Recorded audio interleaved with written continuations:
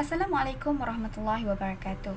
Nama saya Nurliana Atira binti Izani, pelajar dari grup ES11 untuk kod subjek CTU 552. Pada hari ini saya akan membentangkan tajuk pilihan grup saya iaitu kesan pengharaman mengubah ciptaan Tuhan dalam skop menyambung rambut. Saya akan menjelaskan satu persatu dari isi kandungan ini iaitu dari pengenalan hinggalah kesimpulan. Jadi apa itu menyambung rambut? Sambung rambut adalah perbuatan memanjangkan rambut dengan cara menyambungkannya dengan rambut orang lain atau juga disebut sebagai human hair maupun dengan rambut palsu yang terbuat dari bahan sintetis atau buatan iaitu hair sintetik. Di zaman yang serba moden ini, kebanyakan masyarakat ingin memiliki penampilan yang lebih baik, lebih-lebih lagi wanita yang berkarya.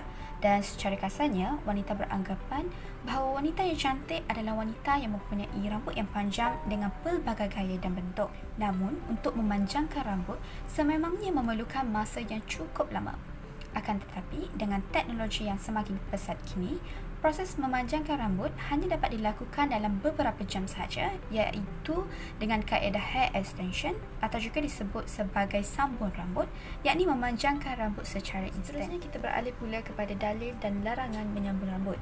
Pada dasarnya, Islam tidak melarang umatnya untuk mencantikkan diri, malah sangat menggalakkan umatnya untuk sentiasa tampil kemas dan cantik, tetapi dengan cara yang sesuai serta sederhana. Namun, antara perbuatan yang dianggap melampaui batas dan dilarang dalam Islam ialah perbuatan menyambung rambut. Dalam kitab Al-Fiqh Al-Manhaji ala Al-Mazhab Al-Syafi'i yang ditulis oleh Dr. Mustafa Al-Khin, Dr. Mustafa Al-Bugha dan Ali Al-Shuraj menyatakan bahawa menyambung rambut adalah haram hukumnya bagi lelaki maupun perempuan, termasuk perempuan yang sudah bersuami ataupun belum, dan perempuan dengan izin maupun tanpa izin suaminya. Tidak kira tujuannya untuk memperindah diri atau tidak, menyambung rambut adalah termasuk dalam perbuatan dosa besar. Terdapat beberapa dalil larangan di mana Rasulullah SAW bersabda bahawa Allah melaknat orang yang menyambung rambut dan yang meminta disambung rambutnya. Yang pertama adalah hadis riwayat Abu Hurairah radhiyallahu anhu. Yang kedua adalah hadis riwayat Al-Bukhari dan Muslim dari Asma binti Abu Bakar radhiyallahu anhu, dan yang ketiga adalah hadis yang diriwayatkan oleh Aisyah radhiyallahu anhu. Imam Al-Nawawi juga berkata, hadis-hadis ini dengan tegasnya menunjukkan haramnya menyambung rambut dan laknat untuk wanita yang menyambung rambut atau pemakai yang menyambungkan rambutnya secara mutlak, dan inilah pendapat yang kuat. Walaupun Islam melarang perilaku menyambung rambut ini, namun terdapat perbezaan pendapat dan hukum oleh para ulama mengenai perbuatan menyambung rambut ini. Antaranya adalah sebahagian ulama mazhab Syafi'i yang berpendapat bahawa hukum menyambung rambut adalah haram bagi mereka yang belum berkahwin, sementara sebahagian lagi berpendapat bahawa hukum menyambung rambut dengan syarat yang sama adalah makruh. Selain itu, ulama yang menganut mazhab Maliki dan Hanafiyah mengharamkan secara mutlak perilaku menyambung rambut, baik yang sudah berkahwin ataupun belum. Ulama mazhab Hanafi pula berpendapat bahawa wanita yang sudah berkahwin boleh menyambung rambutnya dengan tujuan menyenangkan hati suaminya. Namun demikian, pembahasan mengenai hukum menyambung rambut dalam Islam dapat disimpulkan bahawa Islam melarang seorang wanita menyambung rambutnya, walaupun masih terdapat perbezaan pendapat, khususnya bagi mereka yang sudah berkahwin. Hal ini kerana kita sebagai umat Islam digalakkan untuk menghindari hal yang ragu-ragu seperti mana hukum menyambung rambut ini, dan sebagai wanita Muslim, menjaga penampilan adalah penting, namun menutup aurat adalah menjadi kewajipan utama dalam Islam. Sekarang kita beralih pula kepada kesan negatif perilaku menyambung rambut menurut sains. Setiap larangan Allah Subhanahu Wa Taala mempunyai asbabnya yang tersendiri. Perbuatan menyambung rambut mungkin dapat memberi kepuasan serta menyelesaikan masalah rambut yang selalu gugur dan tidak cukup panjang. Namun, sebaliknya, perbuatan ini mampu memberikan kesan negatif kepada manusia. Proses pemasangan rambut sambung menggunakan beberapa unsur kimia berbahaya seperti keratin dan lem, di mana ia akan meracuni rambut asli, dan proses rawatan yang berulang tentunya mampu merosakkan warna asli rambut. Hal ini akan meningkatkan risiko alergik pada kulit kepala, lalu mengubah warna rambut asli menjadi kusam dan tidak serata seperti rambut normal dan tampak buruk. Selain warna rambut asli berubah, rambut sambung juga mampu menyebabkan rambut asli mudah patah, bercabang dan rosak.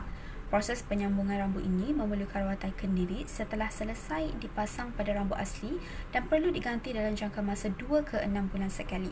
Proses cabut pasang rambut sambung ini akan makin melemahkan kekuatan rambut asli dan akhirnya rambut jadi mudah patah dan rosak. Perawatan ini juga akan mengakibatkan rambut bercabang kerana tekanan kepada folikel rambut, dan bahkan terkadang perawatan rambut rosak juga tidak mampu mengembalikan kesihatan rambut asli seperti asal. Selain menggunakan beberapa unsur kimia, proses menyambung rambut juga menggunakan unsur suhu yang tinggi yang dihasilkan dari alat untuk menekatkan rambut. Sesuai dengan ilmu sains, suhu yang tinggi atau terlalu panas mungkin akan memberikan kesan negatif kepada kulit manusia. Ini akan menyebabkan kulit kepala menjadi terlalu kering dan menimbulkan rasa gatal-gatal pada kulit kepala, dan jika berlarutan, ia mampu meningkatkan risiko alergi pada kulit kepala lalu menyebabkan kebotokan kekal di kulit kepala yang tidak sihat. Rambut sambung yang diaplikasikan di kawasan kepala tentunya akan melibatkan otak kerana lokasi yang berdekatan antara kulit kepala. Perbuatan menyambung rambut yang berterusan dalam jangka waktu yang panjang akan perlahan-lahan mengancam dan merosak medula serta korteks di bahagian kepala sehingga menjejaskan perlindungan pada organ otak. Perkara yang melibatkan kesihatan otak semestinya tidak boleh dipandang remeh kerana ancaman di organ ini mungkin boleh menyebabkan kerosakan otak kekal. Di sebalik semua kesan perilaku menyambung rambut itu sendiri, terdapat salah satu alasan utama untuk para wanita wajib mengelak dari perbuatan memakai rambut sambung. Ia adalah tentang kualiti rambut sambung yang kurang elok di mana ia sangat mudah untuk rosak dan patah. Selain itu, tekstur rambut sambung juga tidak seperti rambut asal, di mana ia akan mengubah penampilan rambut asli menjadi kasar dan kusam, bahkan dapat menarik minat kutu untuk lebih banyak hinggap pada rambut sambung tersebut.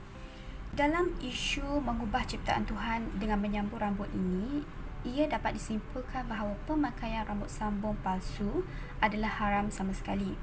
Islam melarang umatnya, khususnya kaum wanita, untuk memanjangkan rambutnya dengan cara menyambungkannya dengan rambut orang lain atau dengan bahan lain sebagai ganti kepada rambut manusia. Hal ini kerana rambut adalah aset terhormat manusia dan haram bagi sesiapa yang memanfaatkannya untuk tujuan lain.